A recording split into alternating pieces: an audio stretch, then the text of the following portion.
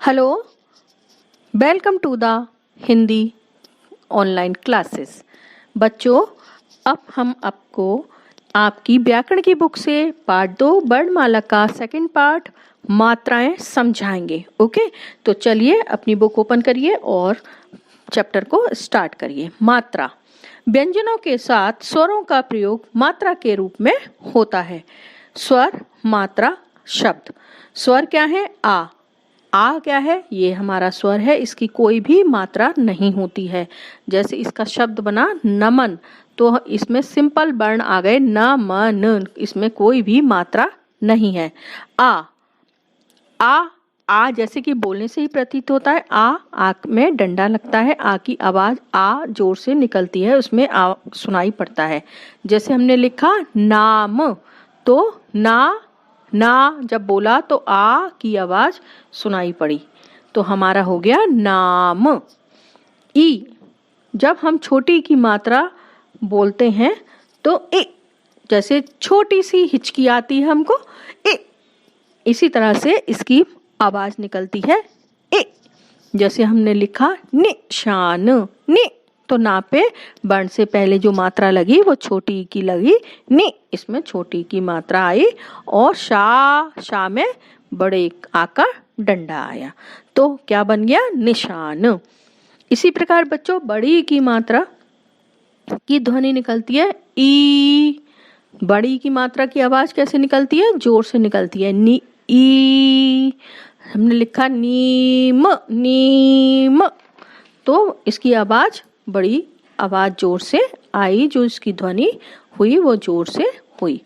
उ, अब जब हम उ की आवाज, उ की मात्रा बोलते हैं तो हमारे लिप्स कुछ ऐसे हो जाते हैं और उ की उ छोटा सी आवाज इसकी निकलती है।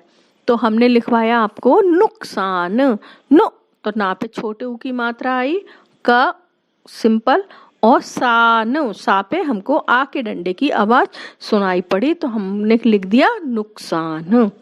इसी प्रकार बच्चों, बड़े ऊ की मात्रा की ध्वनि निकलती है ऊ, ऊ, ऊ, लंबी ध्वनि निकलती है, ऊ जोर से ध्वनि निकलती है, और हमारा फेस ऐसा हो जाता है नूतन, नू, तो ना पे हमको किसकी ध्वनि सुनाई पड़ी? बड़े ऊ की ध्वनि सुनाई पड़ी। ऋषि, तो हमको रि, ये ध्वनि भी वर्ण के मात्रा भी वर्ण के नीचे लगती है, और इसकी ध्वनि हमारी रि करके निकलती है, तो हमने लिखा नृप, नृप, तो हमने ये हमारी हुई ऋषि की मात्रा। ए, और जब हम ए की मात्रा को समझते हैं तो हमारी ध्वनि को निकलती है ने ए की ध्वनि निकलती है, जो हमारी टंग और टीथ टकराते हैं और ये ध्वनि निकलती है नेता। इसमें इसके साथ कोई भी डंडा नहीं लगता, ये सिंगल एक मात्रा लगती है। ठीक है बच्चों, और ता बोला हमने तो ता पे हमको आके डंडे की आवाज सुनाई पड़ी। ऐसे ही बड़ी ए की आवाज कैसे निकलती है? ए करके, ए, है ना, ए करके जो आवाज निकली वो बड़ी ए की आवाज होती है। हमने लिखा नैना, ने ए, अब ये ए की जो ध्वनि सुनाई पड़ रही है ना साथ में ए की, वो हमारी बड़ी ए की आवाज होती है, नैना। ठीक है, अब इस ओ की, तो ओ की ध्वनि कैसे निकलती है? ओ करके निकलती है। ठीक है, जैसे हमने बोला नोट, नोट, तो इसमें मात्रा के साथ एक डंडा भी होता है, नोट।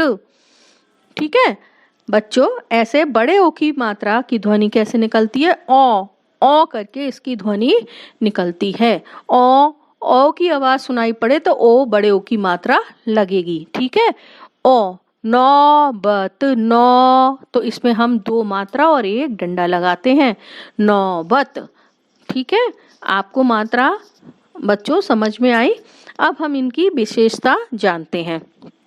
इनकी विशेषता क्या है? बड़ा आ, बड़ी ई, छोटा ओ और बड़ा ओ, इन मात्राओं की क्या विशेषता है कि ये वर्ण के साथ बोली जाती हैं और बाद में उनके बाद में लगती हैं। आ हमने बोला तो आ लिखा जाएगा, आ का डंडा लगेगा उसके वर्ण के पीछे। ऐसे ही किसी भी शब्द के पीछे ई की ध्वनि आएगी तो ई की आवाज आएगी और मात्रा वर्ण के पीछे लगेगी, मतलब जो अक्षर है उसके पीछे लगेगी। ऐसे ही ओ और औ की मात्रा भी वर्ण के पीछे लगती है। ई, छोटी ई की मात्रा वर्ण से पहले लगती है। छोटी ई की मात्रा कैसे लगती है बच्चों? वर्ण से पहले लगती है।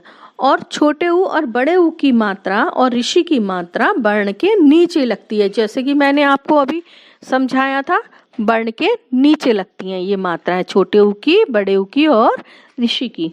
ठीक है। ए और ऐ, मतलब छोटी ए और बड़ी ए की मात्रा वर्ण के ऊपर लगती है। छोटी ए में सिंगल एक मात्रा लगती है, बड़ी ए की 2 मात्रा लगती हैं, वर्ण के ऊपर लगती हैं। अंग को अनुस्वर भी कहते हैं। इनको वर्ण के ऊपर बिंदी के रूप में लगाते हैं।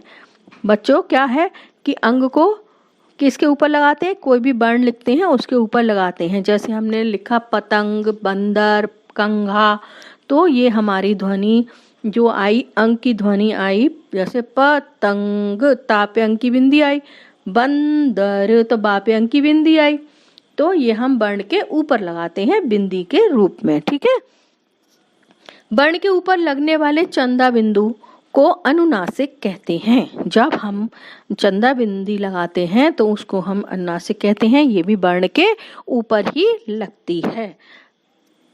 बड़ी अंग, बड़ी अंग जो होती है आहा, बड़ी अंग को विसर्ग भी कहते हैं बच्चों, जैसे मैंने आपको पहले भी समझाया था। बड़ी अंग को विसर्ग भी कहते हैं और इसकी ध्वनि जब निकलती है तो हा की आवाज होती है, हा की ध्वनि निकलती है। इसे वर्ण के बाद में लगाते हैं। इसको कब लगाते हैं बच्चों? वर्ण के बाद में लगाते हैं। विसर्ग अधिकतर शब्द के अंतिम अक्षर के साथ लगाया जाता है। जैसे प्रातः, नमः, जब हम लिखेंगे तो पीछे प्रातः के बाद, ता के बाद हम 2 बिंदी लगाएंगे जिनको हम विसर्ग भी कहते हैं। नमा के बाद भी हम पीछे बिंदी लगाएंगे जिनको हम विसर्ग कहते हैं। बच्चों आई होप आपको ये चैप्टर अच्छे से समझ में आया होगा।